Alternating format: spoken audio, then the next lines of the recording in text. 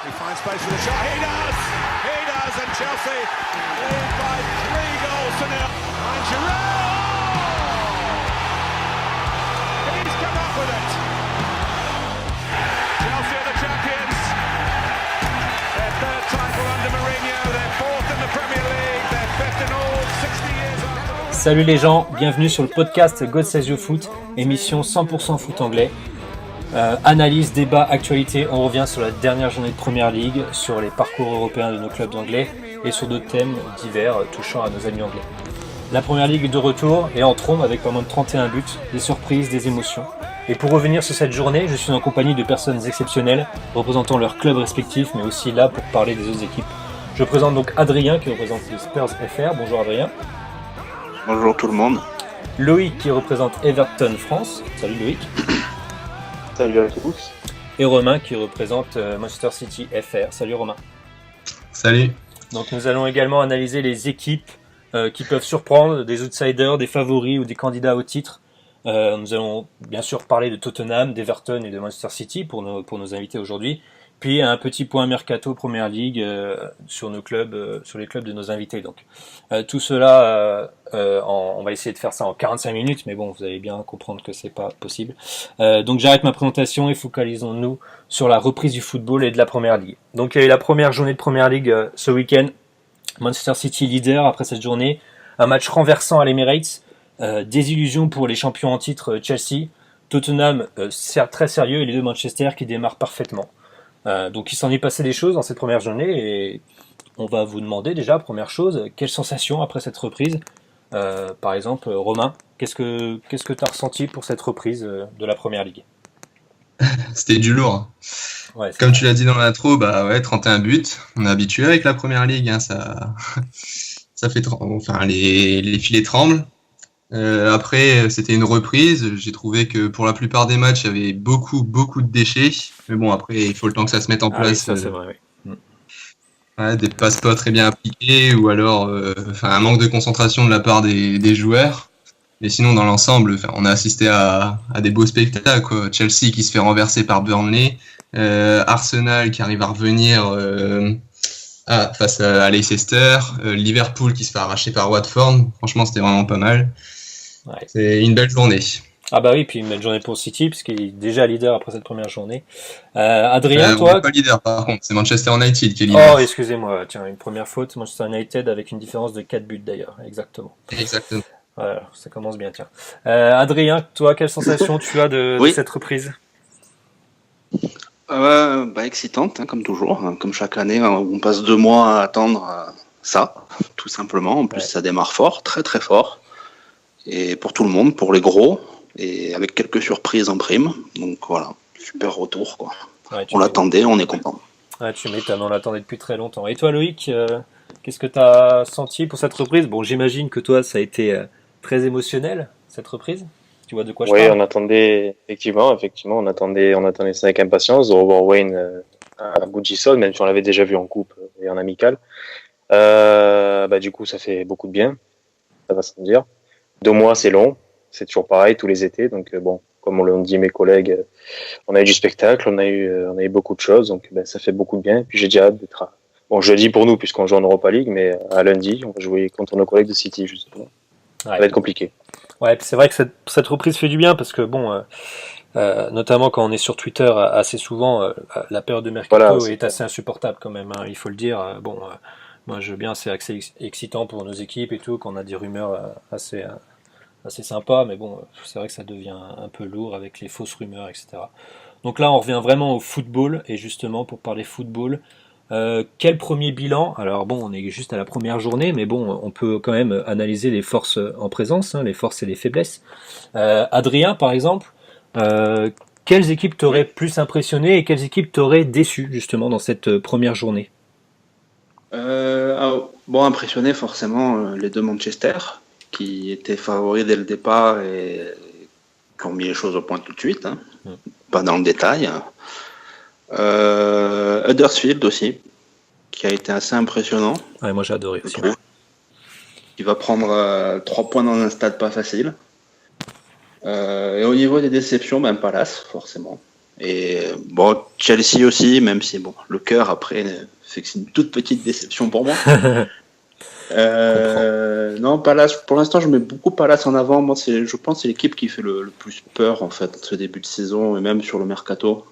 Et je crois qu'ils vont avoir une mauvaise surprise cette année là, s'il n'y a pas un peu plus d'ambition et de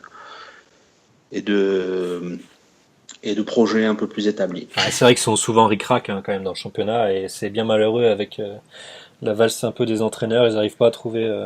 Enfin voilà, c'est un peu compliqué pour Crystal Palace. Ouais. Romain, toi, quel bilan tu ferais justement là, les équipes qui t'ont déçu, les équipes qui t'ont plu justement? Alors dans les tops, je mets forcément Manchester City, Arsenal aussi, parce que même s'il y a eu 4-3 contre Leicester, ça a été un super match pour lancer la première journée de Première Ligue. Ouais. Après Manchester United évidemment, qui gagne 4-0 contre West Ham.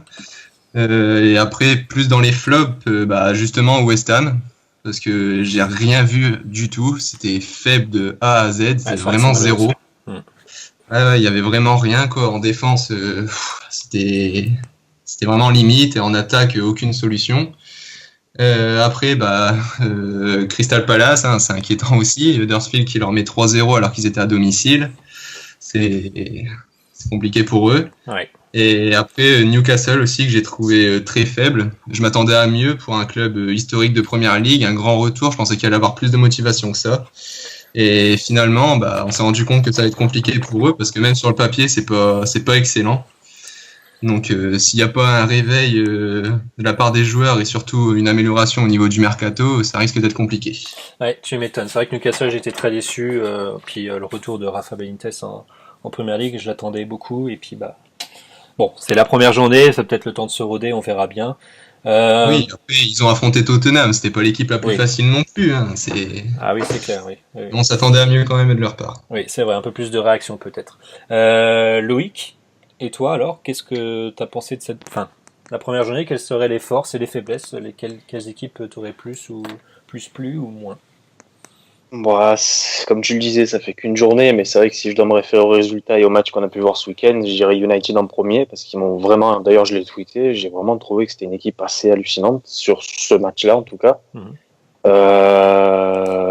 Les automatismes, Lukaku, bon j'en parle pas, ça m'étonne pas qu'il plante un doublé un but en une demi-heure, puis un doublé, c'était écrit, et ça m'étonne pas du tout. Ouais. D'ailleurs je suis sûr qu'ils vont se régaler, et surtout lui cette saison. Ensuite, au niveau des déceptions, Palace, ça c'est sûr, mais c'est surtout West Ham qui m'a fait le plus de peine limite. Bon, ce club, je suis pas fan de West Ham, je m'en cache pas. Il n'y a pas de raison particulière, mais je sais pas. Je le sens pas trop. Mais Chicharito, Zabaleta, sur le papier, ils avaient un super 11, Arnautovic et tout, mais bon, franchement zéro quoi. Comme Romain l'a dit, zéro.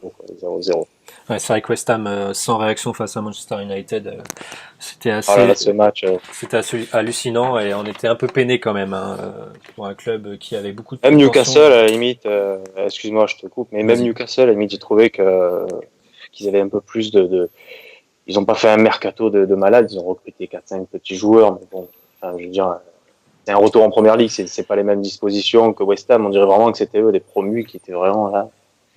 Ouais, c'est vrai. Là. Ouais. Après, moi je pense que les équipes là, ils cherchent à avoir des automatismes avec une nouvelle recrue, avoir un collectif qui est bien rodé.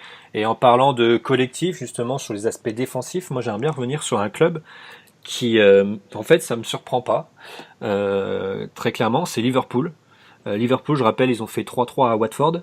Et c'est un peu les portes ouvertes quand même, Liverpool. Il va falloir se poser des questions. Moi, je veux bien que tu recrutes en attaque. Mais la défense, ça va pas du tout, quoi. Alors, par exemple, justement, Loïc, qu'est-ce que tu as pensé justement de Liverpool là sur ce match? Moi je disais ils ont la défense. Ils ont effectivement une très belle armada offensive, ça on peut pas le nier, mais niveau défense, effectivement, là c'était catastrophique, surtout la première mi-temps. Enfin, c'est pas possible d'arriver comme ça. La défense, il y a un gros problème, ça c'est évident, personne ne peut le nier. Après, niveau d'attaque, c'est clair qu'il y a quand même il y a un niveau d'ascenseur entre les deux, quoi. Je veux dire, et c'est sûr, tu peux avoir une belle attaque, etc. Mais comme tu le dis, en défense, si ça suit pas, ça sert à rien. Regarde 3-3, Watford. Bon. Ouais, je rappelle les stats. Watford, ils avaient rien.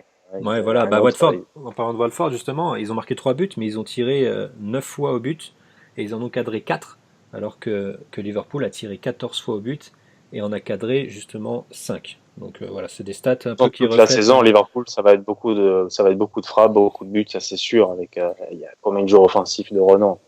Bah, c'est Il y en a ça 6-7 qu'on facile reproche pour à jouer Klopp, tous hein. les matchs. C'est ça qu'on reproche à Klopp et moi je veux bien qu'il soit très sympathique cet entraîneur, surtout en conférence de presse, etc. Il a une grande gueule, c'est sympa de le voir sur le banc, mais il faut quand même se poser des questions. S'il est parti de Dortmund aussi, voilà, c'est aussi du fait qu'il a quand même pas mal de faiblesses cet entraîneur. Alors bon, là pareil, ça fait quand même quelques mois qu'il est à Liverpool, il a eu le temps quand même de trouver quand même un collectif pour prétendre au titre, mais là il peine. C'est tout pour l'attaque. Pardon?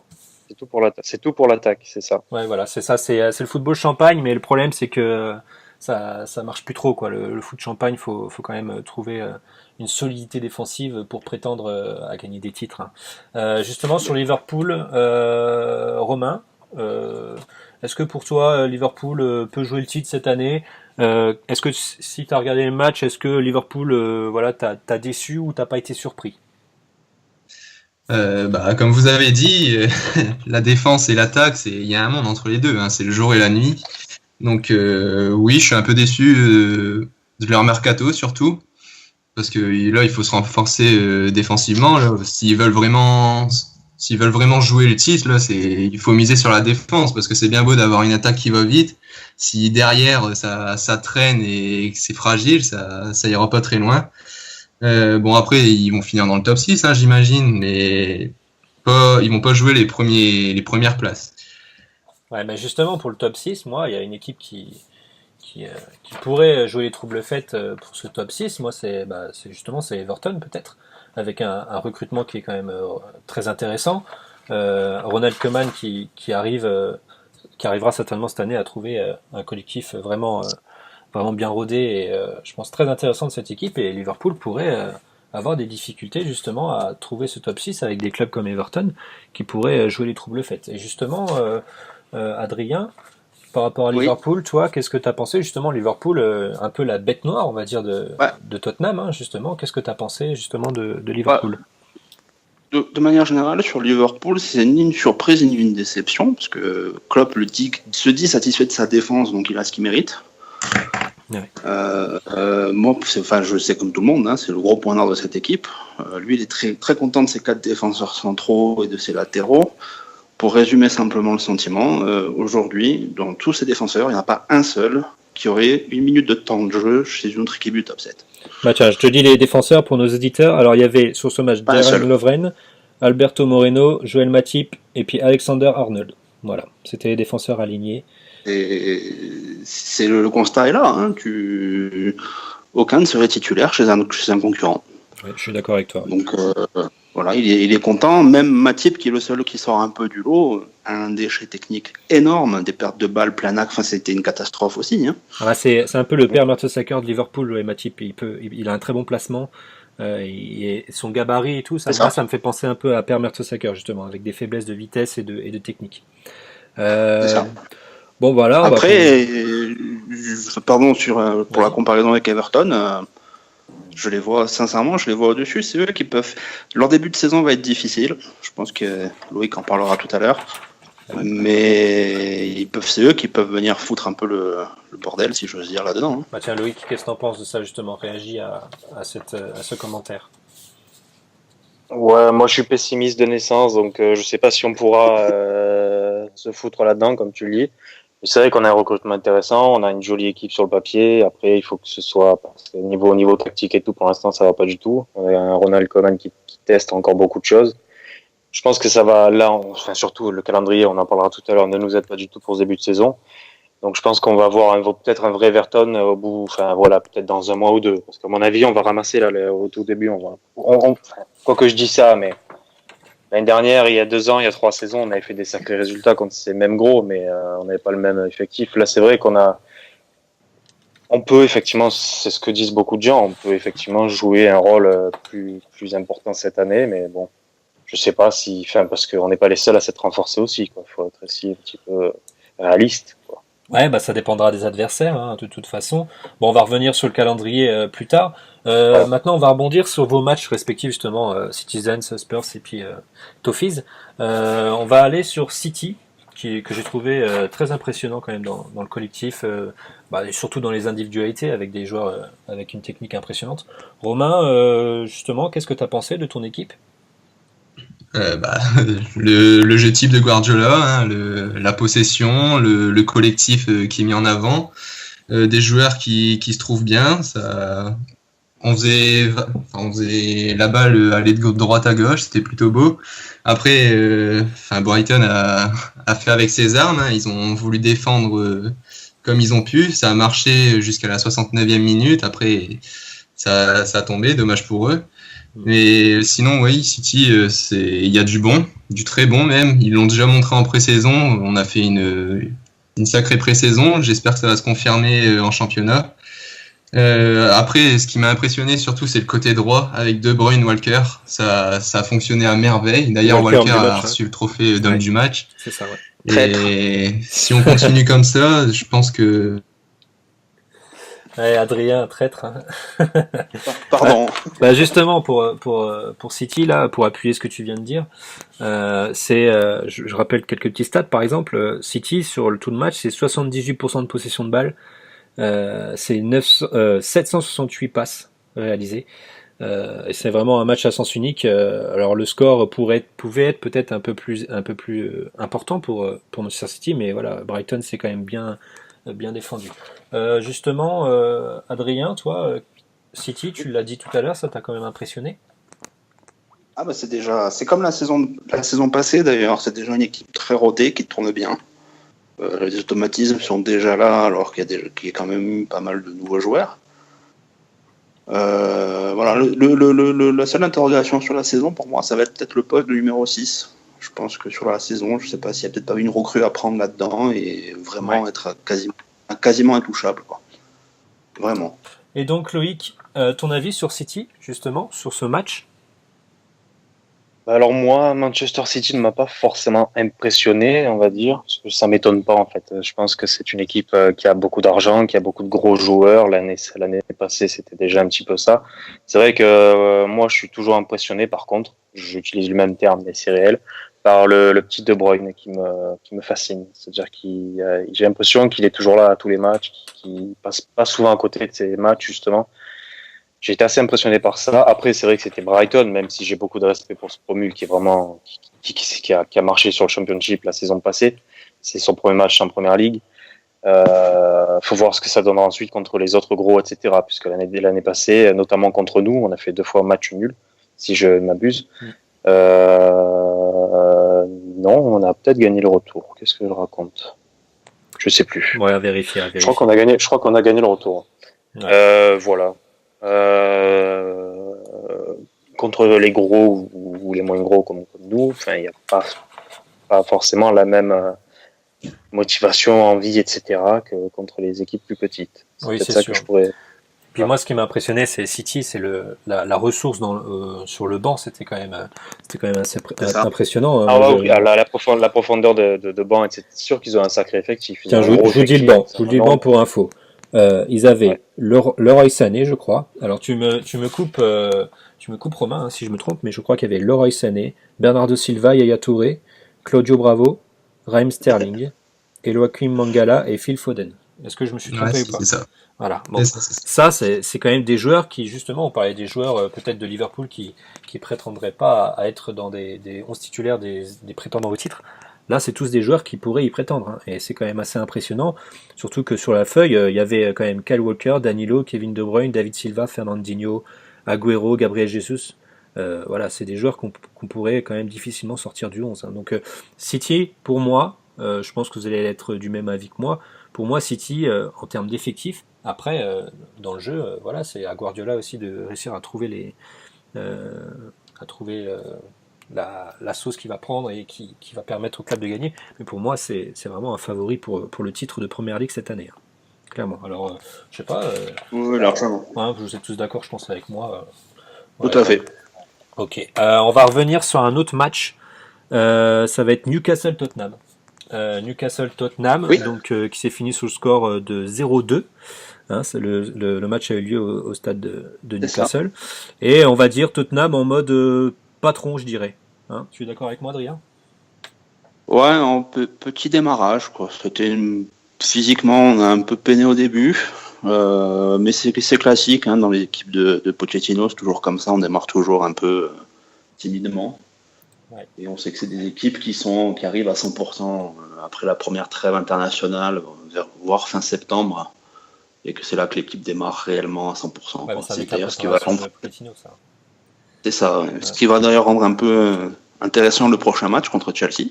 Ouais. Et même si Chelsea a beaucoup d'absents. Et voilà, après c'est difficile de juger. C'est ça. Et difficile de juger le contenu du match parce que bon, on joue une deuxième mi-temps entière avec un de plus. Newcastle s'est un peu plus laissé dépasser par l'événement qu'autre chose. Même si je les ai pas trouvés catastrophiques quand ils étaient à 11. Donc voilà, c'est pas non plus super facile de juger. Nous on se cherchait, ont beaucoup défendu. Et puis bon, après 11 contre 10, la fatigue a fait le reste. Quoi. Ouais, et puis un Kyle Walker a joué pour vous d'ailleurs. Il a été élu homme du match, si je ne me trompe pas. Mais c'est pas le Kyle Walker qu'on connaît à City, le fameux traître que tu nous dis, Adrien. C'est un autre, c'est Kyle Walker Peters. Alors il vient d'où ce gamin? Ah, bah, c'est encore un produit du centre. Hein. Ouais. On les sort. C'est la volonté du club d'avoir les jeunes qui sortent. Pochettino en veut, il les veut, il l'a toujours dit. Il garde ceux qu'il estime capables de jouer en équipe première avec le groupe pro plutôt que de les prêter en troisième division. Quelle première en plus, c'est ça? Ouais. Ouais, il fait. Bon, après, il gagne le man of the match officiel, il gagne celui des supporters. Bon, c'est plus une récompense parce que c'est la première et qu'il a été très bon. Enfin, et parce qu'il y a un autre joueur qui pouvait y prétendre quand même, si je me trompe pas, c'est Christian Eriksen. Moi, j'ai trouvé quand même très impressionnant sur ce match. Hein. Eriksen, depuis 1 an et demi, il prétend tous les matchs, il prétend avoir le titre de meilleur d'homme du match. Hein. Là, il est à un niveau. Il a un niveau vraiment au-dessus de tout le reste. C'est devenu le patron de l'équipe, technique, à tout point de vue. Ouais, c'est vrai qu'Eriksen est impressionnant. Loïc, par rapport à Tottenham, qu'est-ce que tu penses de l'équipe là, sur ce match notamment? Il n'y a pas eu beaucoup de changements dans l'effectif, donc pour moi, il n'y a pas beaucoup de différence avec l'équipe de l'année passée. Ils ont perdu effectivement Kyle Walker, mais ils retrouvent un Kyle Walker, donc bon. Même s'il arrive du centre. Niveau départ, qu'est-ce qu'il y a eu comme niveau départ d'ailleurs? Très peu.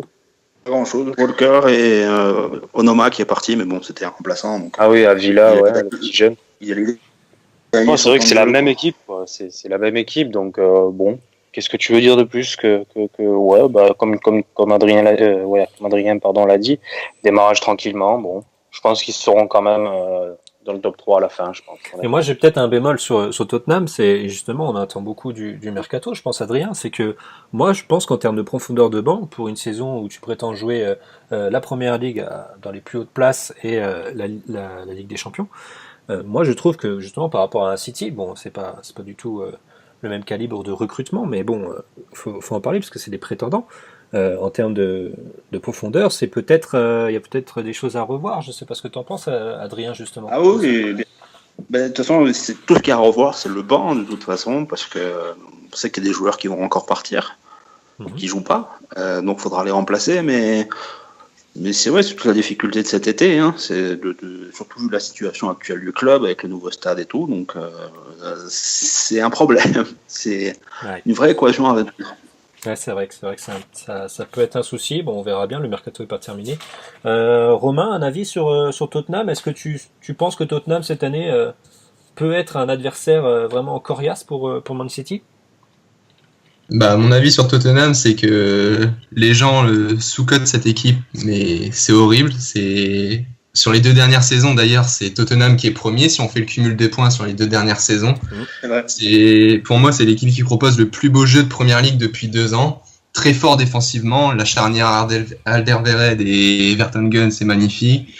Après, tu disais que De Bruyne, Adrien, tu disais que De Bruyne, c'était un monstre à son poste, mais pour moi, Eriksen, il est vraiment juste en dessous, il est vraiment à ses pieds, quoi. C'est lui qui crée tout le jeu. Et franchement, votre trio devant, Ali, Eriksen et Kane, tout ça avec Wanyama, Dembélé derrière et votre super défense, pour moi, ça peut faire très mal. Ça fait 2 saisons que vous n'avez pas de chance. Vous finissez à la 2e place l'an dernier et vous faites voler la 2e place il y a 2 ans par Arsenal. Mais pour moi, c'est l'équipe sous-cotée du top 6. Hein. Elle le prouve chaque année. Tous les gens sur Twitter pensent que Tottenham va s'affaiblir et au final, vous répondez toujours présent. Donc, très belle D'ailleurs, on nous annonce encore 6e cette année. Hein. Ouais, mais je suis pas d'accord avec les gens. Pour moi, avec Pochettino, y a pas, vous finirez jamais 6e. Le top Tous les 4 recrues qui vont arriver. Là. Ouais, puis moi je pense que ouais, les recrues, ouais, mais moi je pense que la force vraiment de Tottenham, c'est que tu oublies les noms qu'il y a sur le terrain. C'est quand même un collectif, voilà, qui est prêt, quoi. Enfin, je veux dire, moi, ce qui m'a impressionné l'année dernière, notamment la saison dernière, c'est qu'en termes de collectif, tu l'as dit, hein, Romain, c'est l'une des équipes qui joue le mieux au foot en première ligue. C'est le collectif. Alors, justement, Loïc, sur Tottenham, qu'est-ce que tu penses, toi, justement, de ce collectif voilà, voilà, qu'est-ce que tu penses de Tottenham, là, notamment sur ce premier match de Newcastle, contre Newcastle? Ben, j'ai donné mon avis il y a 2 minutes. Oui, et ben j'ai oublié Loïc, je suis navré. Excuse-moi, j'essaye de donner. Coupé, ça. Ouais, ça, on verra bien. Ah, ça peut être marrant si on le laisse. Bon, les gars, on va parler de votre prochain match, justement. On va commencer par toi, Loïc, parce que j'allais te donner la parole justement. On va te parler des prochains matchs de la deuxième journée. Et puis, toi, ce qui pourrait être intéressant, c'est de voir quel calendrier vous avez, Everton, parce que voilà, c'est une équipe qu'on voit dans les places qu'on pourrait prétendre en place européenne. Là, ça va être un calendrier très compliqué. Est-ce que tu peux nous le décrire, ce calendrier? Le calendrier est compliqué, mais j'aurais bien aimé parler par contre de notre premier match aussi. Oui, et ben parlons de ton premier match aussi, parce que ça j'ai oublié aussi également. Et ça, ce sera coupé au montage. Alors parlons de mon match. Allez, parlons du match Everton-Stoke City. Donc ça s'est terminé sur le score de 1-0. Vous étiez à domicile à Goodison Park. Et premier match de Rooney est absolument incroyable, que d'émotion. Tu as mis sur Twitter la vidéo du but. Alors, ta réaction là-dessus? D'ailleurs, je suis dépassé par le nombre de retweets. D'ailleurs, il faut peut-être qu'il se calme parce que mon compte risque d'être fermé à cause de cette histoire. Ouais, Je vais peut-être la supprimer. Fais gaffe à ça, ouais. D'ailleurs, je suis pas l'auteur de la vidéo, je tiens à le préciser, mais bon, Oui, c'est vrai que ça m'a un peu... Bon, du coup, ouais, premier match, pas extra. Pas extra, copie assez mitigée, c'est-à-dire que la formation assez bizarre du début de match a été n'a satisfait personne du coup, puisque ça a totalement été changé à la mi-temps. Ouais. C'est-à-dire qu'on avait une espèce de 3-5-2 mais un peu plus élargie, avec vraiment une défense à 3 avec Baines qui monte d'un côté, de l'autre côté je sais plus, on avait Calvert-Lewin qui était en ailier, sauf que c'est pas du tout ce qu'il faut faire. Enfin bon, il a vite déchanté. Première mi-temps proche de quoi? Je sais pas, proche de très mauvais. D'accord. On a pu se réveiller en deuxième mi-temps. Bon, Rooney qui marque juste à la fin de la première mi-temps, un moment incroyable, etc. Ça, on pourra en revenir dessus juste après. Mais sur le match en lui-même, voilà, le deuxième mi-temps un peu mieux, remodelé, un système bien remodelé avec un 4-2-3-1 qui est passé après encore en 4-4-2 avec Sandro Rooney. Quand voilà, à la fin du match, Calvert-Lewin qui a été bien meilleur en seconde mi-temps, du coup, qui a été repositionné bien en attaque, au lieu de le foutre en ailier, limite arrière droit qui monte, tu sais, comme un Coleman. Ouais. Non, c'est pas ce qu'il faut faire. Voilà, l'apport offensif a été intéressant, je trouve, en deuxième période. On a eu justement le Klaassen qui fait des déplacements très très intéressants, je trouve, même s'il a encore du mal à trouver sa place en première ligue et notamment c'est d'Everton. C'est ce qui s'est passé aussi sur les 2 matchs du 3e tour de Ligue Europa. Il a été un petit peu en deçà de ce qu'on attend de lui. Pour l'instant, il arrive à peine dans le club et dans le championnat anglais. Voilà, pour l'instant, je suis pas déçu, mais bon, je suis pas comme un fou non plus. Ça, c'est Everton, quoi.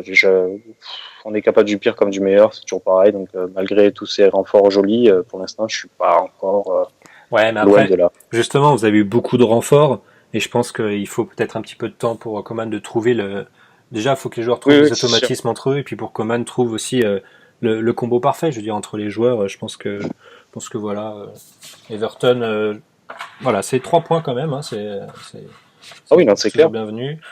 Puis voilà. Alors, oui, vas-y, tu veux Arrive, rajouter quelque chose? Non, je voulais juste te dire par rapport à ce qui arrive, effectivement, c'est 3 points importants. Ouais, c'est clair. Romain, pour Manchester City, qu'est-ce que tu as pensé d'Everton justement sur ce match et quelles prétentions peuvent avoir Everton justement? Alors, j'ai pas pu regarder le match d'Everton, malheureusement. Par contre, le retour de Rooney, c'est magnifique. Et après, d'un point de vue global, je vous en parlais tout à l'heure, le mercato a été très impressionnant. Il y a des belles recrues. Il y a Sigurdsson qui devrait arriver, normalement, si je me trompe pas. Ouais, Loïc. Et après, par contre, ce qui va vous faire du mal, je pense, et il va falloir du temps pour le remplacer, c'est Lukaku. Parce que l'an dernier, ce qui apportait au club, c'était monstrueux. Tout l'attaque, c'est lui qui le portait, même si vous avez un très bel effectif devant, hein, je dis pas le contraire. Mais Lukaku venait vraiment finir les actions, et pour moi, sans lui, ça risque d'être compliqué. C'est pour ça que le top 6, ça va être compliqué pour Everton. Et si je peux me permettre, Vas-y, je veux juste te couper sur un petit truc. Effectivement, Lukaku a été très important, mais si tu fais le calcul des buts qu'il a inscrits tout au long de la saison, il y en a eu beaucoup. Eh ben, on aurait juste perdu, je crois, 3 ou 4 points. C'est la réalité. J'ai vu ça l'info passer et en comptant, effectivement, c'est réel. On a été aussi l'effectif qui a le plus marqué de buts, il y a le plus de buteurs différents dans notre équipe en première ligue. Je sais pas si je m'exprime bien. C'est-à-dire que le plus de joueurs différents qui ont marqué en première ligue, si tu veux. Voilà. Ouais, on a compris. Voilà, non, mais c'est compliqué à remettre les points. Donc Lukaku, effectivement, va nous manquer, mais bon. Il y a de l'armada aussi derrière. Quand même. Après, tout dépendra de Coman, comment il fait jouer les joueurs entre eux, mais pour moi, c'était vraiment un pilier dans l'équipe, quoi. Même s'il apportait que 3-4 points, comme tu dis, pour moi, avec tous les buts qu'il marquait, etc., il apportait vraiment une stabilité à l'équipe, une sacrée confiance pour la suite. Et pour moi, son départ, il va se faire ressentir, même s'il apportait que 3 ou 4 points avec ses nombreux buts la saison passée. Je pense que ce qui va nous manquer le plus, c'est sa solidité, sa vitesse, sa vista un petit peu, même s'il avait des points parfois un peu de nonchalance sur le terrain, ça peut arriver. Mais c'est vraiment sa vitesse, son gabarit qui risque de nous manquer, sa solidité, je l'ai déjà dit. Voilà, c'est ça qui va nous manquer. Après, le joueur en lui-même, personne n'est irremplaçable. Everton continue sa route dans Lukaku, il n'y a pas de problème.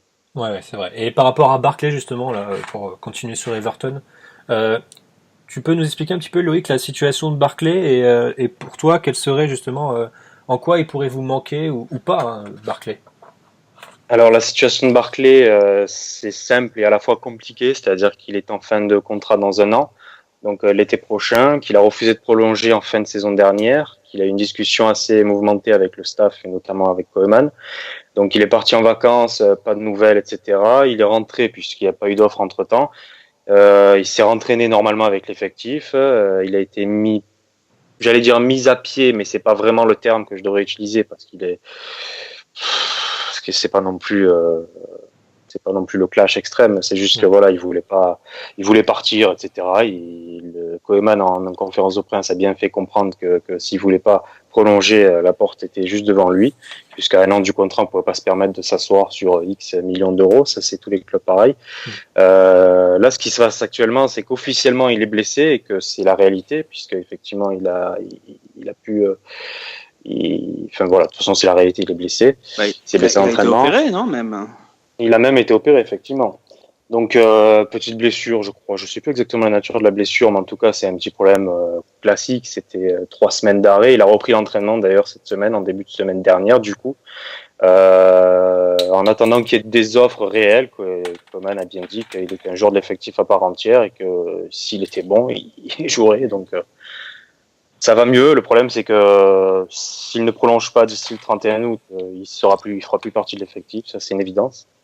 On parle de Tottenham, on parle encore d'autres clubs, mais il y a de moins en moins de rumeurs, donc à voir. Peut-être qu'il risque de prolonger, on n'est pas à l'abri. Hein. C'est ce qu'on se disait en juillet déjà, donc ça va beaucoup mieux avec le staff. Donc voilà, c'est déjà ça. Mais moi, je pense quand même qu'il va partir. Honnêtement, je pense qu'il va partir. Ouais, d'accord. Parce qu'en plus, Barkley, je sais pas si c'est ton avis justement, et si c'est votre avis aussi, Adrien et Romain, mais Barkley, ça pourrait être justement la solution pour Coman, pour trouver un dispositif justement avec son profil. Disons que Barclay, son poste peut être pris par Rooney, son poste peut être pris par Sigurdsson, son poste peut être pris par Klaassen.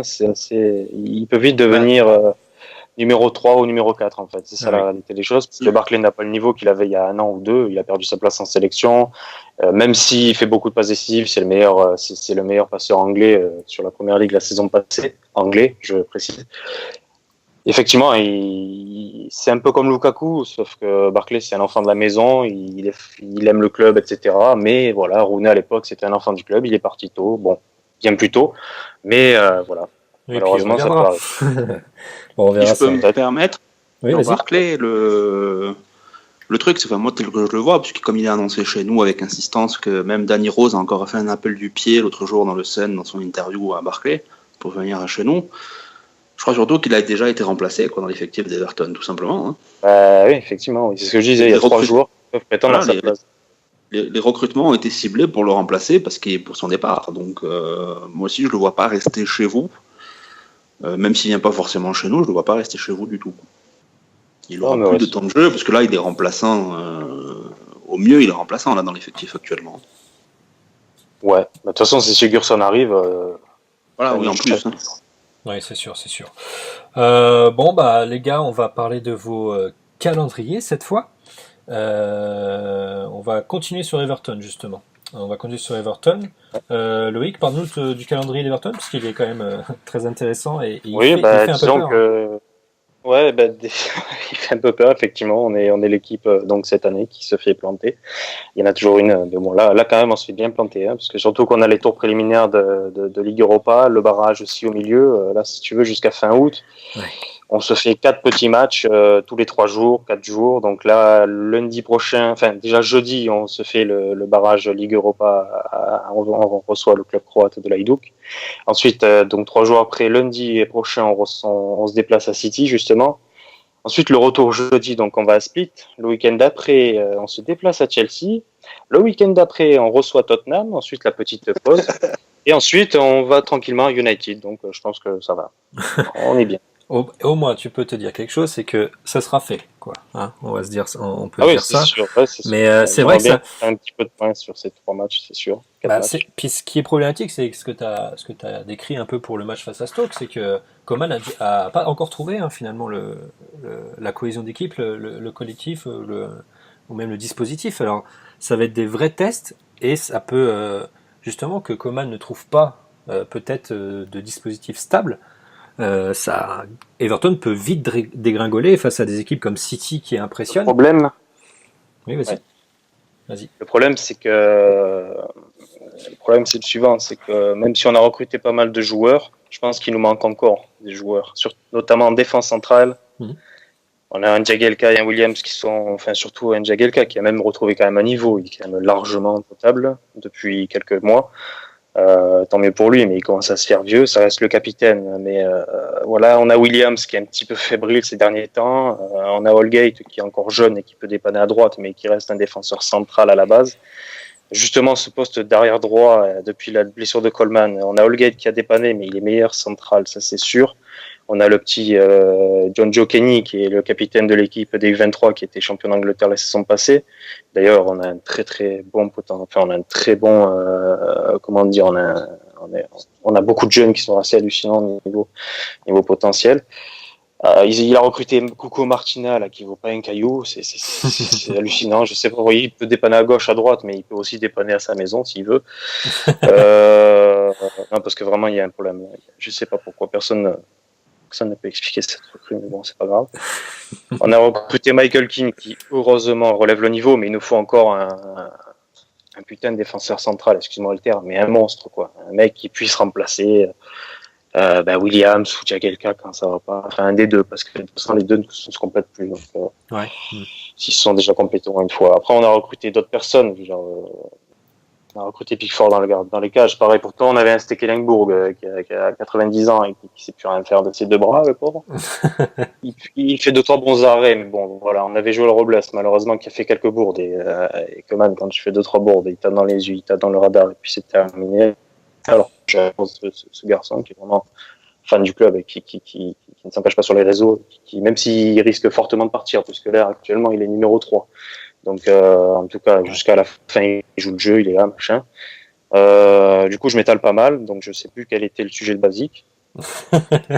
Et ben moi non plus. Je parle des recrues alors que je devrais voilà. pas. Mais... Non, mais si Ton pas. calendrier, c'était. Ouais, bah, c'était le calendrier et puis bah ça c'est corrélé avec les le recrues. T'as calendrier, raison, c'est hein. clair. Ouais, donc un Quand c'est sur calendrier les très recrues. compliqué, ouais. Très Ouais, compliqué. calendrier. Ouais, en fait, c'est ça, c'est que d'ici là, il faut qu'on ait recruté encore 1 ou 2 ou 3 joueurs. Parce que par ligne, encore, il nous manque du monde. Quoi. Ouais. Alors sur le calendrier de Tottenham cette fois, Adrien, qu'est-ce que tu peux nous dire? Quel serait justement qu'est-ce que tu prétends? Enfin, Tottenham, qu'est-ce qu'elle peut prétendre dans ses prochains matchs? Ah bah de toute façon là déjà dès dimanche ça commence bien quoi. On a un derby, le premier match à Wembley contre Chelsea, donc ça va être pas mal. Même si il faut avouer qu'on a une petite chance entre guillemets puisque Chelsea est bien affaibli là dans ce début de saison. Vu leur premier match chaotique et les 2 expulsions, Hazard qui est blessé depuis le mois de juin et ils vont avoir des problèmes. Je pense que Conte va avoir des problèmes là pour monter une équipe cohérente, on va dire. Ouais, c'est vrai que vous êtes favori dans ce derby, je dirais. Puis Costa qui est allé hier de sa petite interview dans le Daily Mail, je crois. Il a été magique. Voilà, donc Vous voilà. pouvez rappeler ce qu'il a dit Je sais pas. parce que j'ai vaguement vu, mais j'ai pas. bah, il a fait une Danny Rose, il a évacué son malheur dans la presse, quoi. Bah après, c'est vrai qu'il a été, ça a été un peu injuste, je dirais, pour lui. Je crois que l'histoire, ça démarre de là où Antonio Conte lui aurait envoyé un SMS en lui disant je compte pas sur toi l'année prochaine, quoi. Et je crois que ça part de là. Bah, Oui, c'est ce qu'il a confirmé justement dans le Daily Mail en disant que il a traité de lâche carrément. Je crois que l'histoire elle commence surtout en janvier où Diego Costa veut se casser en Chine surtout. Hein. Oui, ou revenir à l'Atlético Madrid, il y avait une histoire aussi comme ça, mais là le problème voilà où commence l'histoire, je pense, surtout Diego Costa a la mémoire bien sélective, encore une fois. Hein. Oui, on connaît Diego Costa. Et voilà, pour revenir au calendrier, il y a Chelsea, bon après on reçoit encore un Burnley à Wembley, et après la trêve, je crois qu'on a Everton. Non, avant la trêve, vous venez chez nous avant la trêve. Non, c'est après la trêve. La trêve est très tôt. La trêve internationale est très tôt cette année, la première. C'est en fin août. C'est la dernière. Vérifie, tu verras. C'est la dernière semaine. Everton-Tottenham le samedi 9 septembre. Et oui, et le match avant, c'est le 27, donc ça fait 15 jours entre les deux. Ouais. C'est pas United le 9 septembre? Ouais. Eh ben écoute, moi sur le site de la Première Ligue, c'est le 9. Alors peut-être c'est modifiable, je sais pas, c'est samedi 9 à 16h, donc on verra bien. Mais ouais, c'est ça que j'ai. Tout à fait, ça va être. Probablement qu'Everton sera déjà mieux rodé à ce moment-là, puisque malgré leur début de saison, là, je pense qu'ils seront déjà mieux. Mais sinon, on a quand même un début de saison tranquille. Après, on a un gros trou où on reçoit les promus et les équipes, sans leur faire un joueur de bas de tableau, qui vont lutter pour le maintien avant d'enchaîner un peu les gros matchs. Ouais. Puis au moment où on sera censément en forme. Donc on est plutôt chanceux, quoi. Si je regardais sur le calendrier d'Everton, je regardais que même leur Boxing Day est super dur en plus chez vous à Everton. Hein.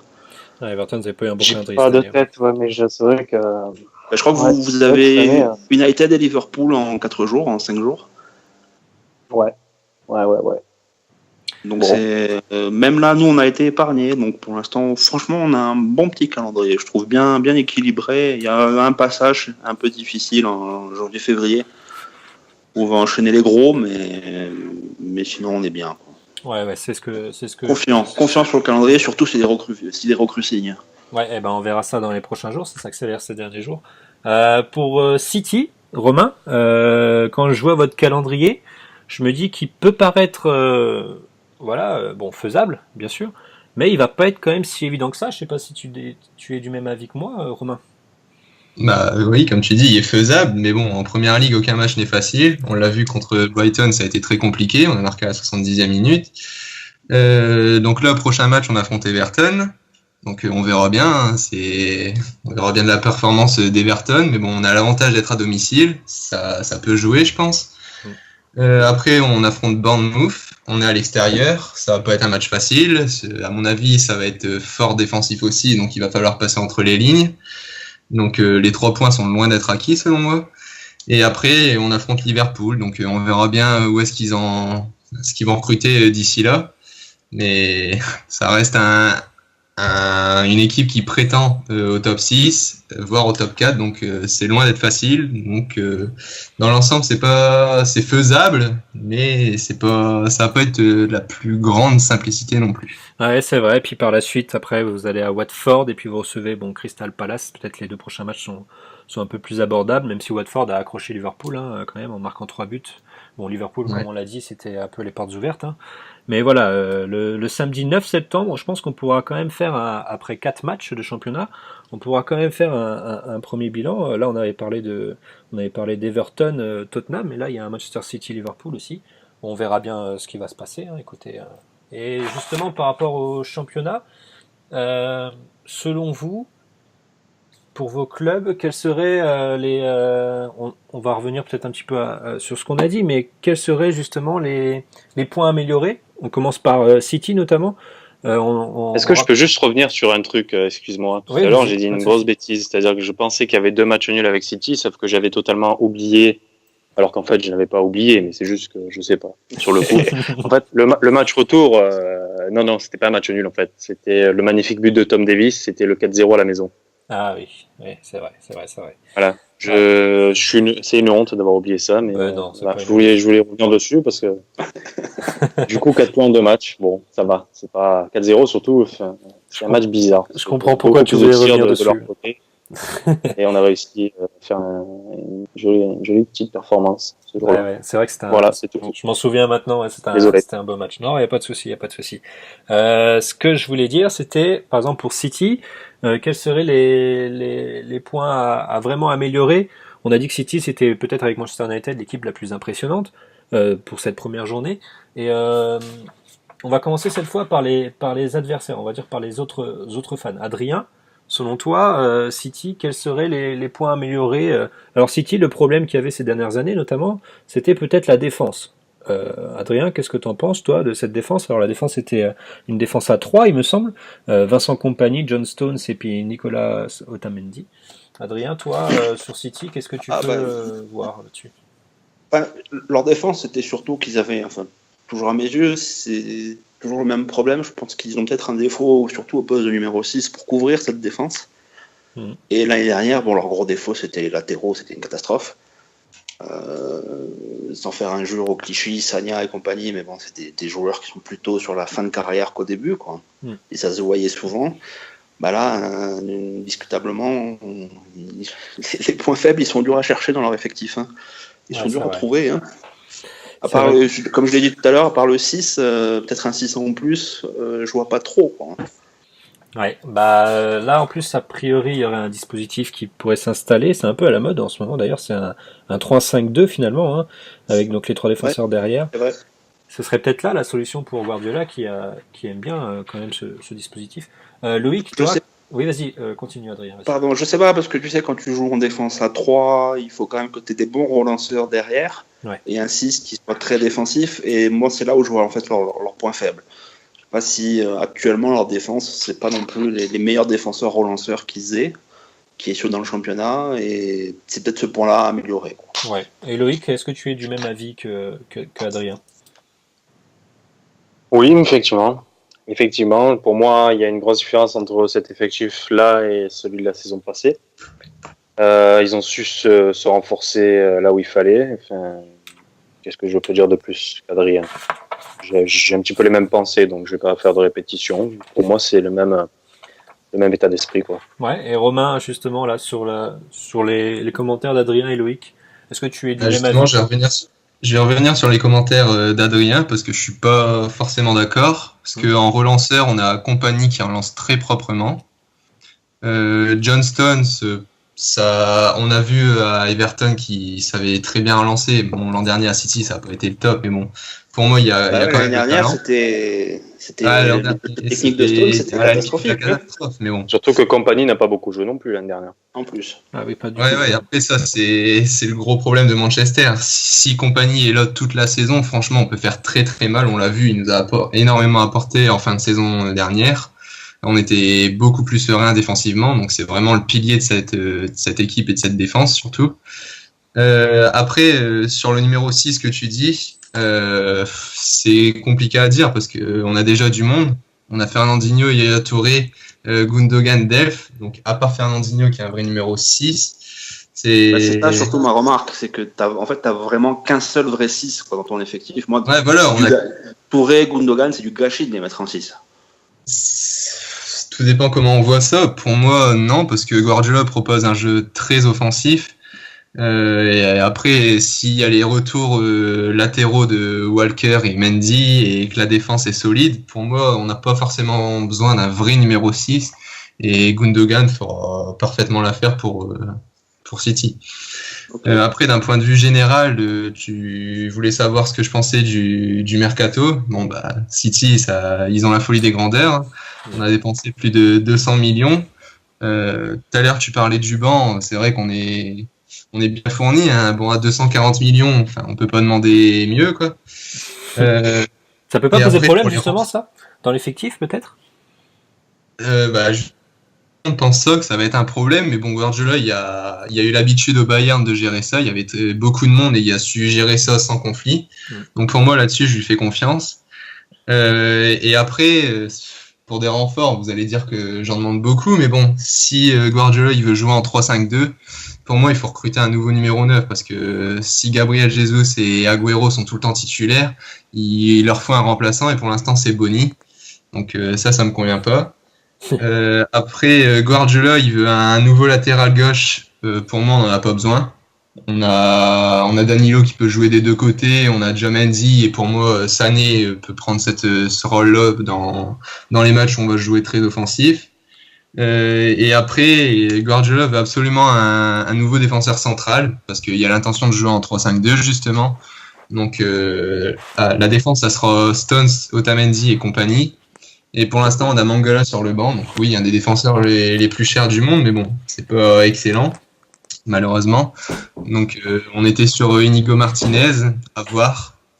On verra ça avant la fin du 31 août. Ouais, bah justement, pour parler des recrues, peut-être continuer un petit peu sur City. Bernardo Silva, dans ce dispositif. On a dit, là on rappelle les milieux qu'il y avait au match, par exemple. Kyle Walker, Danilo sur les côtés, Kevin De Bruyne, David Silva et Fernandinho. Bernardo Silva, il peut se faire quelle place dans cet effectif selon toi?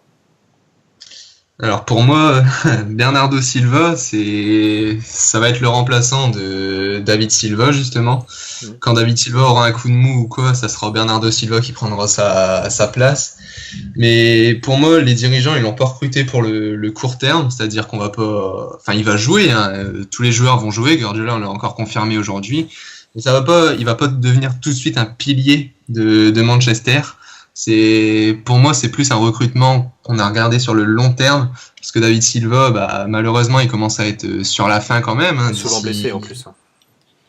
La saison dernière, ça a encore été, mais bon, c'est vrai que c'est un fragile, on va dire. Ouais. Et pour moi, c'est surtout pour remplacer le David Silva qui va bientôt. Enfin, déjà, son contrat expire en 2019 et il est censé partir selon les dernières rumeurs. Ouais. Donc pour moi, c'est surtout pour le remplacer à ce moment-là. D'accord. Et sur les recrues et sur cet effectif très étoffé, Loïc, qu'est-ce que tu en penses, toi? Alors, moi, par exemple, j'ai exposé l'avis que voilà, ça fait quand même beaucoup de joueurs de top classe mondiale quand même. Hein.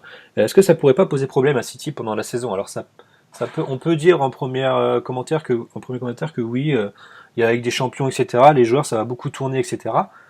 Est-ce que toi, Loïc, tu le sens bien pour City avec ces additions quand même, enfin un effectif très très étoffé? Effectif très étoffé, oui, mais il y a encore des joueurs comme Boni, comme Mangala, comme Delph, à mon avis, qui sont d'un standing bien inférieur et qui n'ont absolument plus leur place dans ce 11 et même dans ce 22 limite.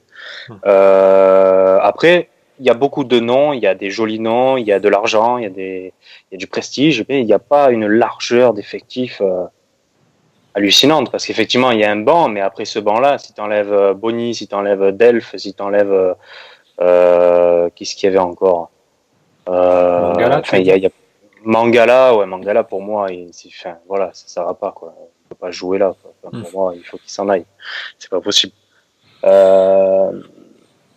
Il y a beaucoup de joueurs effectivement qui sont partis en fin de contrat libre. Là, je pense au Sagna, Ouais, ça a pas mal dégraissé. Hein. il y a Navas qui est parti. Il y a qu'est-ce qui est parti? Il y a Sagna, il y a Zabaleta. Clichy, il y a Zabaleta Fernando. qui est parfait. Ah, il y a eu quand même pas mal de départs, donc finalement, ça a été juste du remplacement, quoi. Finalement, donc, pas non plus tant de largeur que ça. Ouais. Ouais. Ok, Adrien, toi, ton avis C'est là-dessus? c'est un Oui, effectif, c'est sûr que c'est un joli effectif. Oui. Voilà, ça c'est clair. Ouais, c'est vrai que ça Du fait. coup, si, Ouais. etc. Après, est-ce que ça ira jusqu'au bout comme la saison passée? Ils n'ont pas non plus marché sur l'eau, loin de là, hein, notamment contre nous à la maison. Mm. Mais voilà, à voir, à confirmer. Mais pour moi, ça reste un candidat au titre, ça, c'est évident. Adrien, réaction là-dessus?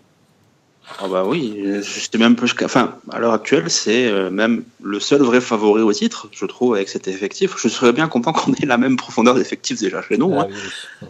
Le favori, je suis pas d'accord. Ah oui. Tu mettrais qui d'autre United? Ouais, moi United me fait beaucoup plus peur cette saison, bizarrement. Ou pas Je d'ailleurs, pense bizarre. ils sont pas loin. Peut-être qu'United aurait besoin encore d'une recrue en plus. Je Bah, pense. ils ont recruté un joueur par ligne, et franchement, trois sacrés joueurs. Matic a été hallucinant hier, et Lukaku est aussi, et pour moi vraiment, ça va Non, être c'est difficile vrai, de mais leur passer dessus. Après, c'est vrai qu'en défense centrale, c'est un petit peu limite, parce que c'est le ça. Lindelof, C'est là où qui je vois jouait la pas recrue. hier, Moi. Lindelof a quand même été écarté du groupe hier parce qu'il avait été très très mauvais contre Madrid. Ouais. Mourinho veut lui laisser du temps, il a dit, je crois.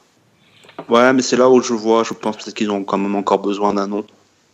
Ouais, c'est vrai. Puis, Jones, Smalling, Jones, Et bon, peut-être sur les latéraux aussi, hein, faut pas se mentir. si Jones a été bon hier. ouais, c'est vrai. Bah, ouais, ça se joue là. Les deux Manchester, quand même, prétendent à quelque chose de très Mais intéressant. c'est vrai qu'après, ils se placent tous les deux pour l'instant en tant que favoris. Moi, je l'écris souvent, hein, je pense, sur Twitter et tout. Nous, on sera favoris quand on sera candidat sérieux, pas favori. Ouais. On sera pas favori avant encore quelques temps. On sera candidat sérieux si on a 2-3 recrues qu'on espère.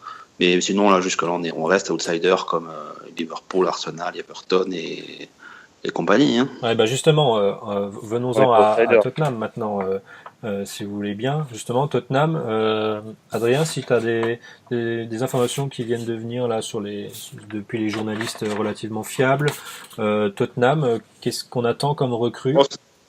Là, ça commence à bouger. Là, ça y est, on sait. Enfin, ça bouge depuis longtemps. Ah.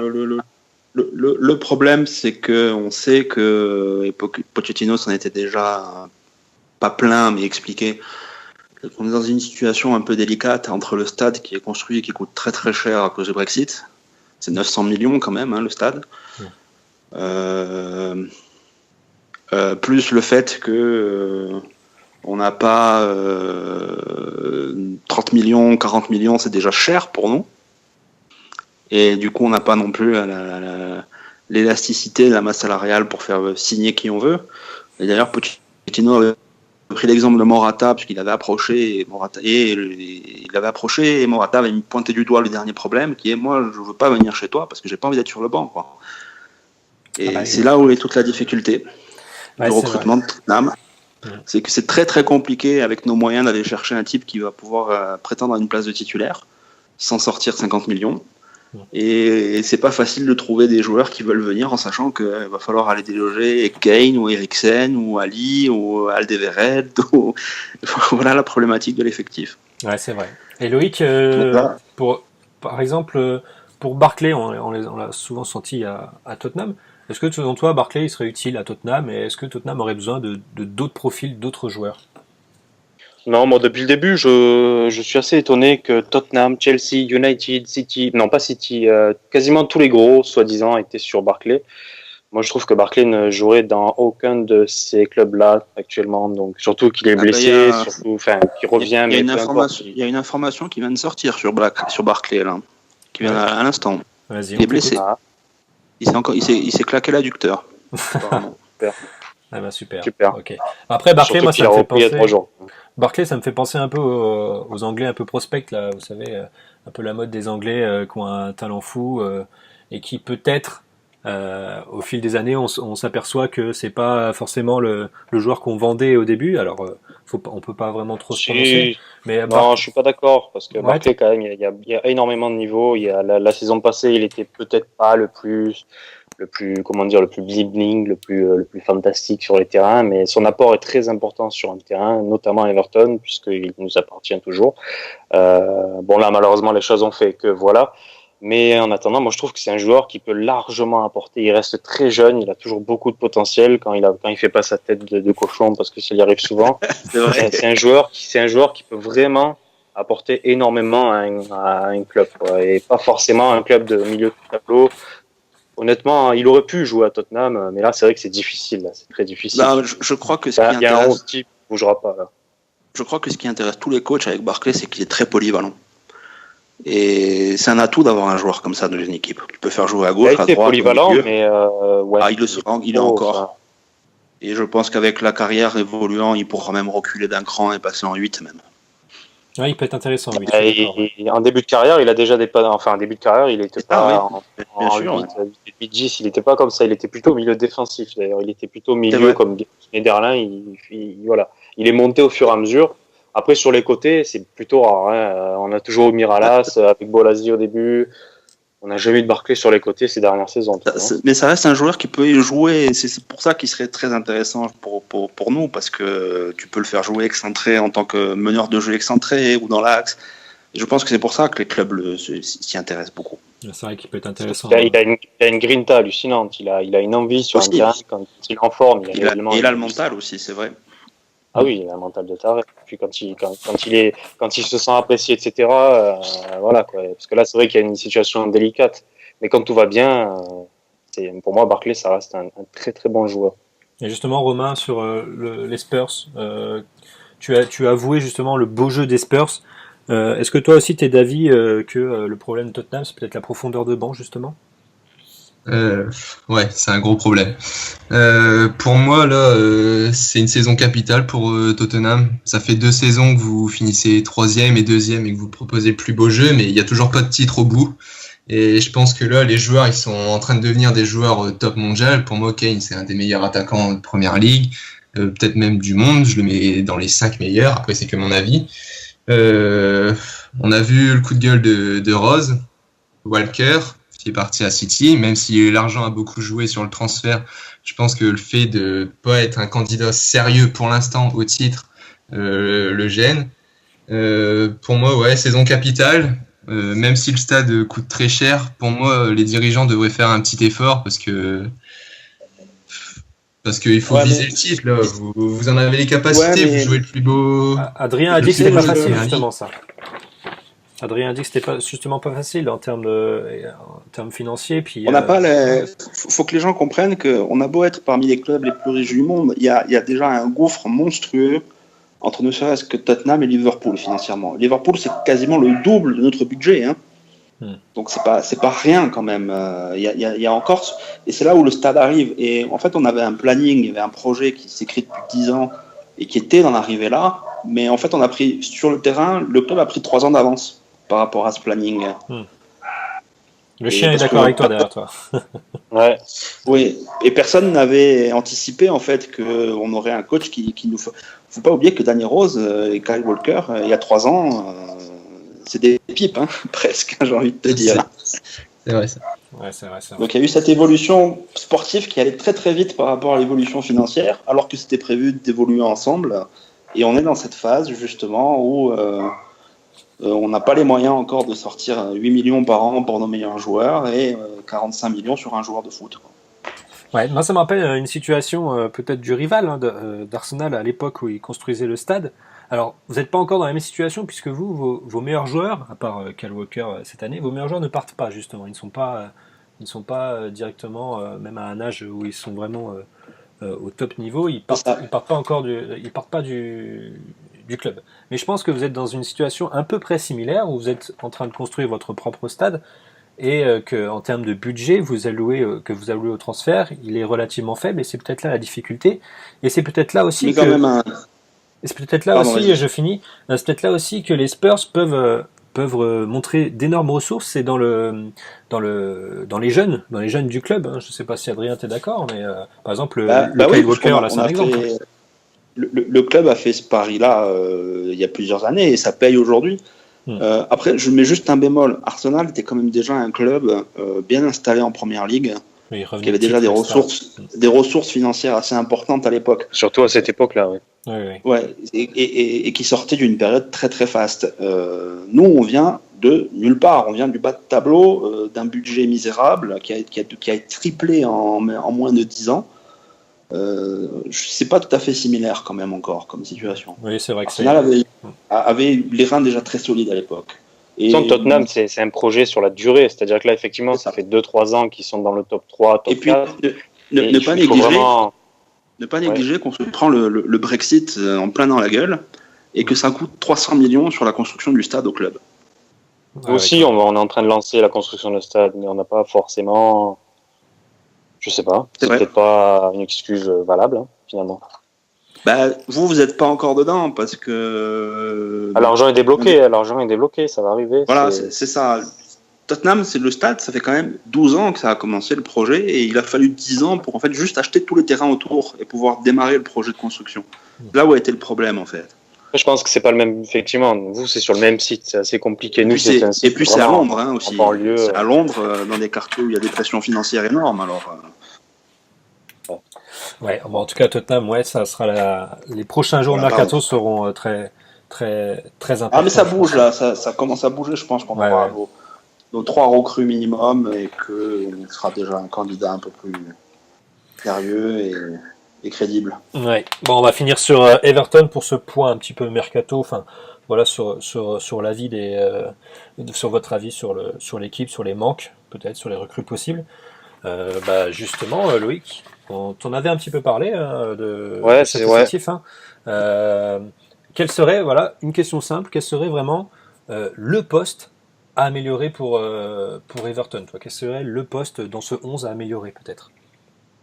La défense centrale, ça c'est évident. On a recruté à chaque ligne, donc on a recruté un gardien, un défenseur central, un buteur, on a recruté un milieu défensif, on a recruté un milieu offensif. Donc pour les nommer, c'est Michael Keane, Jordan Pickford, Wayne Rooney, Sandro, Klaassen. On a recruté plusieurs jeunes aussi pour étoffer l'effectif U23, potentiellement des futurs joueurs qui prétendront à cet effectif des premiers. Comme je le disais tout à l'heure, on a aussi recruté un petit attaquant nigérian là qui était meilleur buteur du championnat belge, Henry Onyekuru, et qui est reparti en prêt à Anderlecht et qui a énormément de potentiel et qui peut, pourquoi pas, devenir un sacré buteur en première ligue dans un an ou deux. On vise beaucoup l'avenir, on a beaucoup de jeunes, comme je le disais tout à l'heure, avec fort potentiel. Meiji, Everton ou pas, d'ailleurs, puisqu'on les recrute jeunes, mais de l'extérieur, puisque là, on a recruté encore 3 jeunes même, dont un Français, qui peuvent peut-être dans 3-4 ans prétendre à une place en première ligue ou pas. Voilà, le poste principal pour moi, ça reste la défense centrale, même s'il nous manque encore, parce que Sandro, ce sera pas suffisant avec Rooney devant, ça c'est évident. De toute façon, à la base, on avait que Lukaku et Koné en vrai buteur. Aruna Koné est parti en fin de contrat, Lukaku est parti en vrai buteur, on se retrouve avec Sandro, voire Rooney. Donc il faut absolument recruter là également un vrai numéro 9, un vrai numéro 9, un vrai buteur, parce que là, je pense pas qu'on ira très très loin devant avec ces 2 gars, même s'ils sont très très très convenables. Mais Rooney, je demande qu'à voir, mais c'est sûr qu'il sera pas le même Rooney qui a 5-6 ans, il va pas nous taper, j'espère, mais il va peut-être pas nous marquer ses 20 buts en première ligue, j'espère, mais je pense pas. Je touche du bois, mais j'espère, mais je ne pense pas, mais j'espère. Le mec, ça n'arrête jamais. Voilà, la défense centrale, c'est un point urgent. Ça, c'est évident. On peut pas faire toute la saison avec un Williams sur une jambe et un Jagielka à 35 piges qui est pas à l'abri de nous faire une pipe à n'importe quel moment. Mais Romain, Michael Keane, excellente recrue, mais après, voilà, il manque encore un défenseur. Romain te propose Mangala, si tu veux, il m'a dit dans l'oreillette. J'ai des rumeurs, si tu veux. Non, mais des rumeurs, je m'étale pas sur les rumeurs. D'ailleurs, je suis un des comptes qui blague beaucoup. Kevin Rumeur, pas Kevin Rumeur. J'ai cru que tu avais dit j'ai une rumeur. Ah, d'accord. Alors... Je sais même pas qui ce bonhomme. Je connais sur Wikipédia Kevin Wimmer. J'ai pas vu sur Inter encore. Il est disponible, si jamais. Non. Je pense que ça ira. On a besoin de vrais joueurs. Bon, les gars, on va en terminer là-dessus. Je voulais vraiment vous remercier d'avoir participé à ce podcast.